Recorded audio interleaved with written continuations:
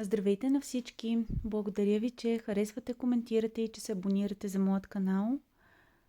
Тази вечер настъпва едно много силно пълнолуние, заедно с частично лунно затъмнение по оста Телец Скорпион. Предполагам, всички от вас сте попаднали на различни статии, различни видеа, колко е кармичен коридора, как емоциите ескалират почти с всеки, който говорих. Действително е имал изключително тежки и натоварени 2 седмици. И целта на това видео в момента е първо да ползвам супер силната енергия в момента. Въпреки че лунното затъмнение малко ще замъгли преценката и ситуацията, но аз съм решила да ползвам тази силна енергия. Вече вие кога точно ще попаднете и кога точно ще чуете видеото, това означава, че тогава нещата ще бъдат актуални за вас. Въпросът, който ще задам днес е всъщност какво да очакваме след тези 2 нелеки седмици. Можете в коментари да споделите за вас последните 2 седмици по-леки ли бяха или по-тежки. Нали, не е нужно да си споделяте вече личните неща, просто плюс или минус. Също така, това, което ще видим в момента, по-скоро ще подредя 2 варианта. Можете да си изберете вариант 1 ябълката, вариант 2 това пиле, птица, нещо такова. Добре. Така, изберете си един от тези 2 варианта, ако искате си ги нарочете за различни неща в живота, за да видите какви са посланията, които трябва да чуете. И така, да започнем с единичката. Или с ябълката.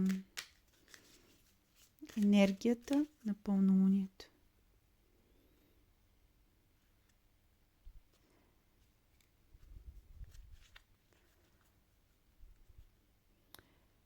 Не бъркам достатъчно картите, защото преди да реша да пусна видеото, съм ги бъркала достатъчно дълго, за да не ви занимавам с това допълнително.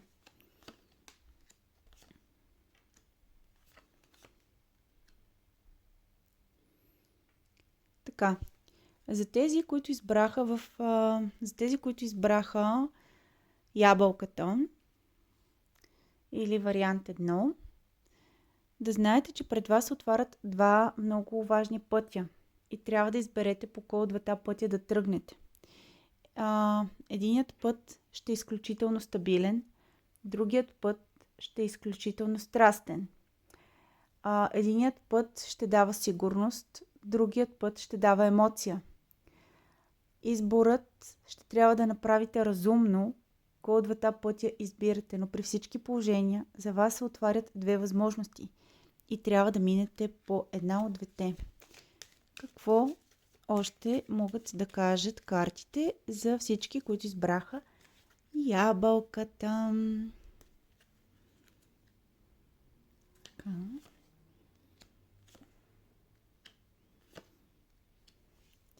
Така, продължаваме.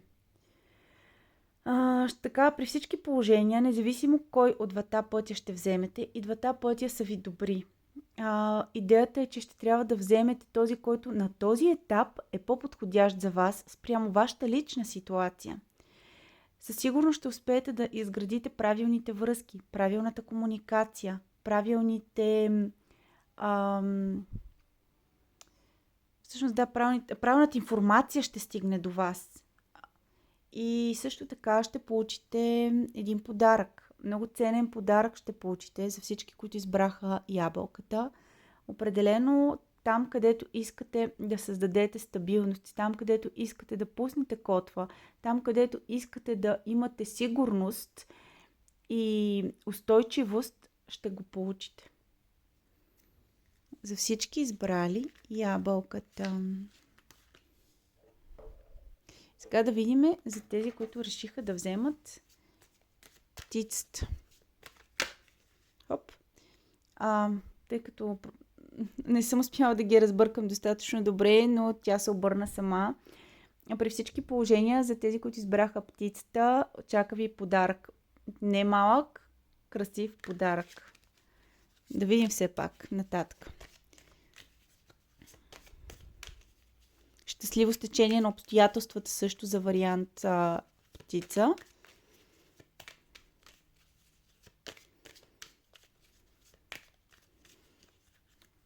Така, вариант птица. О, колко красиво! При вас ще се сбъдне една мечта, със сигурност.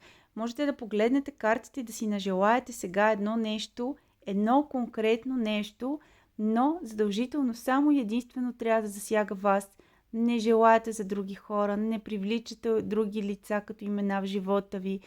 Можете вие да си искате, що се касае за любов, може да искате съдбата да ви изпрати най-подходящия за ваш човек, но без да наричате име. Ако имате проблем в комуникация с някого, можете да искате вие да намерите правилните думи, за да успеете да комуникирате с него, но не и той да се научи да комуникира с вас.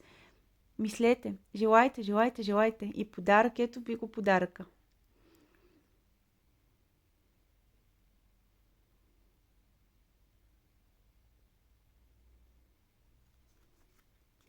Да видим.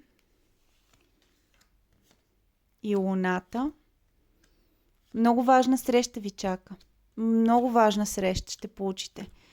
Тази среща ще ви даде възможност да съставите план за бъдещето ви и то стабилен план за бъдещето ви. Ще ви даде възможност да тръгнете по непознат за вас път, който леко може да ви се струва рисков. Не съвсем неясно какво точно се случва. Може да ви се струва и труден, но тази среща е ключова за вас. И колкото и да е труден, обикновено трудностите ни карат да бъдем силни и ни дават смисъл и ни правят по-успешни хора, по-съзнателни хора. А когато всичко ни върви по мет и масло, обикновено ние не се вглеждаме в себе си и не можем да вървим, не можем да се развиваме. Така че колкото и да е труден пътя, за вас това ще е подарък от всякъде. Колко красиво за вариант птица. И той за ябълката беше много красиво.